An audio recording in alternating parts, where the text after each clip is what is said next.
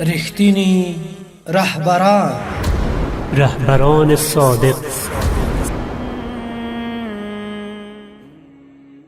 در مدتی زمانی کمتر از 2 سال و نیم که امارت اسلامی افغانستان زمام امور را به دست گرفته است، تعاملات خوبی در عرصه های توسعه تجارت و ترانزیت منطقوی با کشورهای منطقه و همسایه داشته ایم، چیزی که به دلیل جنگ‌های تحمیلی و ناامنی در افغانستان برای دهه‌ها یک رویا بود. با پایان اشغال 20 ساله و در مجموع جنگ 45 ساله افغانستان و ختم جنگ و خونریزی و شکلگیری یک حکومت مستقل مرکزی و از سوی دیگر نوی نگاه منطقه محوری امارت اسلامی افغانستان با در نظر داشت اصل اقتصاد محوری در نظر سیاست خارجی حکومت افغانستان که متقی بر اتصال منطقوی می باشد زمینه خوبی فراهم گردیده است. افغانستان به عنوان کشوری که نزدیک به نیم قرن ناامنی و بی‌ثباتی را تجربه نموده است به هیچ صورت نمی خواهد تا کشوری در منطقه دچار ناامنی و بی‌ثباتی گردد. برای امارت اسلامی افغانستان